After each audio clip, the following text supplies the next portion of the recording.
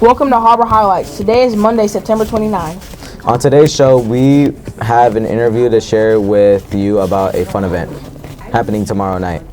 We also want to tell you about an amazing opportunity called Adventure School.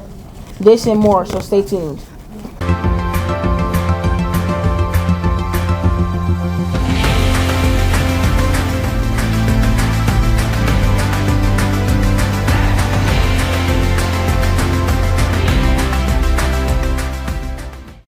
Hi, I'm Patreon. And I'm Fernando. To start our show, please rise for the Pledge of Allegiance. I pledge allegiance to the flag of the United States of America and to the republic for which it stands, one nation, under God, indivisible, with liberty and justice for all. Thanks, students, for participating in our Spirit Dress-Up Days in Assembly.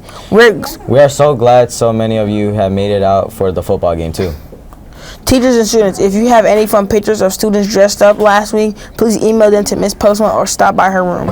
A special thank you to students for helping with the beach cleanup a few weeks ago. They picked up 18 pounds of garbage. Stay tuned for more community service and volunteer opportunities. Next week in Academy, we are all going to be starting the Big Read. Here's our librarian, Ms. Koenig, to tell you more about that. Every fall, our community has an event called the Big Read. Let's go talk to our librarian to find out more. Tell us about the Big Read event.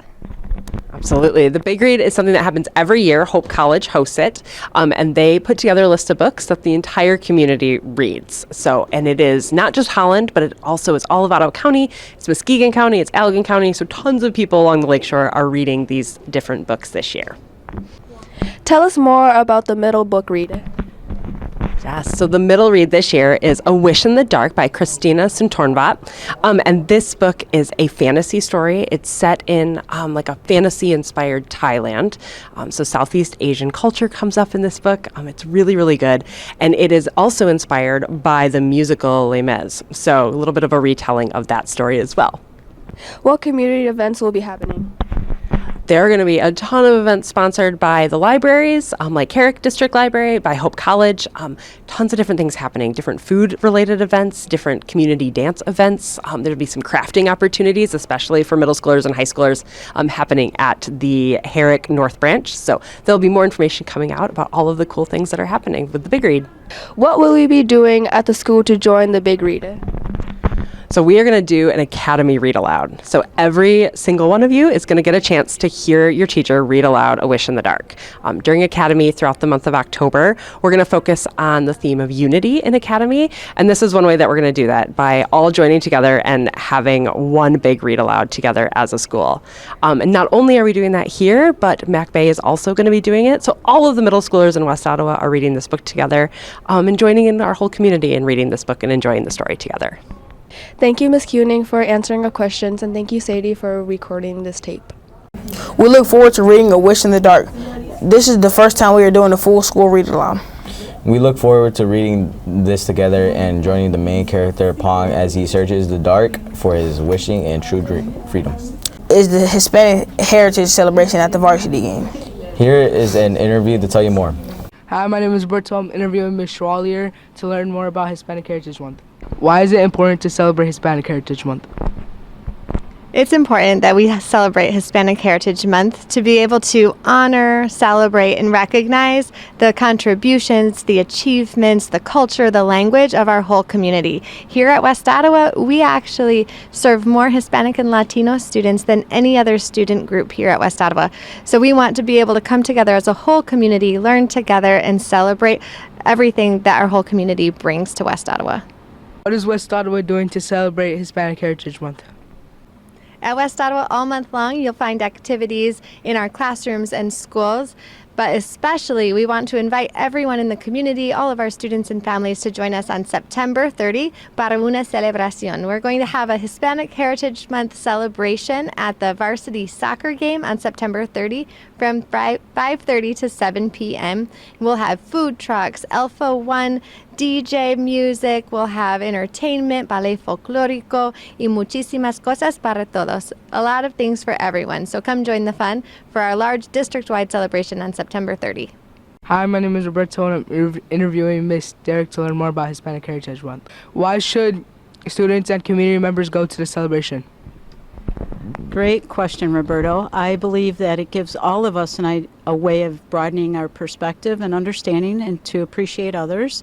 And another reason is it's going to be fun, lots of fun. There's going to be a lot of activities, and all of us will have a great time, and I hope to see you at the celebration on September 30th at the Varsity Soccer Stadium. You don't want to miss this. See you there. Food trucks, DJs, community resources, entertainment, and of course, free entry to JV and varsity games. Westado is a beautiful, diverse community with at least 30 unique languages representing, and with most of half of our students identifying as Hispanic or Latino. There are a variety of additional opportunities in our community, including free ESL classes at Harbor Lights from 5:30 to 8 p.m., as well as Pathway to Citizenship classes. Please come tomorrow night to find out more of these opportunities and have a great time and cheering for our Panthers soccer players. Now for this week's general announcements. Hi, I'm Dalton. I'm Joshua. We have many clubs and activities. Make sure to read the daily announcements for the latest updates and find one that sounds good to you. AIM is meeting Thursday from 3 to 4 in Back Bay Library. Here's an interview to tell us what the club is about. Today we're interviewing Miss Jost to figure out more about AIM. Can you please introduce yourself and tell us a bit about yourself for those who don't know you? Yeah. Hi, I'm Miss Jost, and I'm the Spanish 1 teacher right now here at Harbor Lights. I teach Spanish 1 for 7th and 8th grade, but I also run AIM, which is a club that we have at school. Why did you start AIM? So actually, a couple of my colleagues started AIM a few years ago, and we started it because we wanted a space for LGBTQ plus students and allies to be able to gather and have a safe space to hang out and maybe make some change in the community to really be the people that we needed in today's world. So. And who's invited to the club? Any middle school student is invited to AIM as long as they're either LGBTQ plus or an ally, meaning that they're accepting and inclusive of other people, especially of students who identify as LGBTQ plus. What do people do at AIM? So AIM, we really want it to be a space that students are the ones who decide of how we make that club. So it could just be a space for us to hang out, but it could also be a space for us to learn about history, about modern events, as well as just have time to have snacks and hang out and really just be together. Where and when does the club happen? So our calendar is a little bit odd for this year, but it usually happens only once a month. For this fall, we're doing the first Thursday of the month that we have class, and then the spring we'll still figure out because some of the dates don't really work out, but we'll get that as soon as we can. But once a month. And where does the club happen? We meet at Mac Bay in room 330 typically. That's the life skills room. So Mac Bay is usually where we're at. Sometimes the library though. Thank you so much for answering our questions, and thank you, Olivia, for recording. Enjoy a safe space focused on acceptance and inclusion and help make our positive impact on our community. Thank Miss Jost and Miss Kingling for leading this group. After school tutoring happens Tuesday and Thursday from 2:45 to 3:45 in the library. The D&D club met for the first time last week. They meet Tuesdays after school in Miss Lindman's room. Join the Google Classroom for more information and come check it out after school tomorrow. Thanks Multicultural Club for the presentation last week on Hispanic Heritage Month. They are meeting Wednesday in room A113 after school with Miss Gamboa. Take the opportunity to learn about Diwali. 8th grades tomorrow during Academy, you'll be hearing a presentation about Upward Bound. Trio Upward Bound helps support you during high school to reach your dreams of pursuing an education beyond high school. Applications will be available in the Student Center after the presentation. Now for a book talk of the week. Hi, Miss Kuning here, and I have another author for you for Hispanic Heritage Month. This stack of books is by Pablo Cartaya, and he writes a variety of stories. We have some adventure stories and some realistic fiction stories written by him, and we have his books available in both English and Spanish here in the library. So stop by, check these ones out if you're looking for a little bit of variety in your reading. Thanks for a great book recommendation. There are only a few weeks left of fall sports. Let's find out the games for this week. Thanks, I'm Aaron. That's the best. And I'm Jocelyn. The football teams have their last home game this Wednesday against Jenison. For boys soccer, they are home Tuesday against Jenison and away Thursday. For boy tennis, the white team is home Tuesday and Thursday. The white and black teams compete. The cross country team has a home conference. Finally, for girls volleyball, the white teams play home Tuesdays and the black teams are home Thursdays. Good luck, Panthers, in your games now. Here are some athletes from fall sports to tell you how the season is going so far. My name is Ava, and I'm interviewing students to find out more about fall sports. I'm looking forward to this football season. This football season, I'm looking forward to winning games and making friends. What are you looking forward to this season? The thing that I'm looking forward to this season most is playing Rockford. What are you looking forward to this tennis season? Probably playing doubles with my partner. I'm looking forward to improving on my tennis abilities. Looking forward to this cross-country season. Well, I'm looking forward to getting faster and keep on holding my stamina in a good pace. I'm looking forward to getting new PRs. I'm looking forward to getting new PRs. What are you looking forward to in this volleyball season? To play a tournament. I'm looking forward to all the away games and all the just vibes from the sport. What are you looking forward to in cheer this year? I'm looking forward to stunting and doing all the chants. I'm looking forward to getting my round-off tuck. What are you looking forward to this soccer season? Being a good teammate and winning games against Rockford. I'm looking forward to winning some games, get to know my teammates better, and so I can make some goals. What I'm looking forward to in the soccer season is making new friends and being able to compete against other schools and just having fun. Make sure to go to cheer on your Panthers in their game this week. Also, don't forget that you are invited to join Coach Dykehouse for weight training after school on Mondays, Wednesdays, and Thursdays. If you are still finding a way to get plugged in and hang out with some really cool teachers and students, check out Adventure School. Here is an interview with Miss Coendag to tell you more. Hi, my name is Charlize, and I'm here to interview Miss Coendag about Adventure School. Please tell us, what is Adventure School? Adventure School is this really, really cool opportunity where our 7th and 8th grade students have the chance to go on different adventures throughout the school year. So we'll go to Crane's Apple Orchard, we'll go to the high school play or the musical, we'll go to the planetarium over at Mac Bay, we'll go to Eagle Village on an overnight trip, and we'll also get a chance to go canoeing at the end of the school year. What is your first adventure and when? Our first adventure will be to Crane's Apple Orchard, and that will be sometime in early October, so you should be looking for information to come from your 7th grade social studies teacher or your 8th grade ELA teacher if you're interested in participating.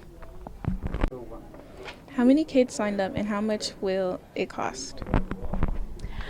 So depending on the trip, it depends on how many kids, but we usually will accept about 35 students for each trip. Costs will vary depending on the trip. It can be as low as $3, and for some of the bigger trips, it might be closer to $10 or $15. Again, when we are ready to start on the Crane's Apple Orchard experience, we'll get information out to social studies teachers in 7th grade and 8th grade ELA teachers. What other trips will you do this year? Later on in the school year, we'll go to the high school play or the high school musical. We'll also go to Mac Bay to go to the planetarium, where we'll have a chance to cook our own dinner and make our own food beforehand. In February, we go to Eagle Village, and students get to participate in a bunch of team building and community building initiatives. They also get the chance to climb a rock wall, and they get to do a high ropes course, which is really, really exciting. At the end of the school year, we do a cookout and a kayaking trip. A canoe trip over at Happy Mohawk Canoe Livery as well. Why would you encourage kids to go? I think that participating in Adventure School is a great opportunity to meet new people, but also to build up different skills that you don't necessarily get to practice in school. So when we go to Crane's Apple Orchard, we go on the corn maze, and so you get to do some problem solving. When we go to Eagle Village, you get a chance to kind of explore what it means to push yourself to and past some of your limits and do things that might be scary, like a high ropes course or like the rock wall. You also learn teamwork skills on the canoe trip as you are learning to paddle your canoe with another person. Thanks for watching, and thank you, Louise, for recording. Now is the time to sign up for Crane's Orchard. Remember that this trip, it has a limited number of spots, so get your permission slips turned in as soon as possible. Have a great week. Don't forget to be the best Panthers you can be. Work hard, be respectful, be responsible, make good choices, and as always, go!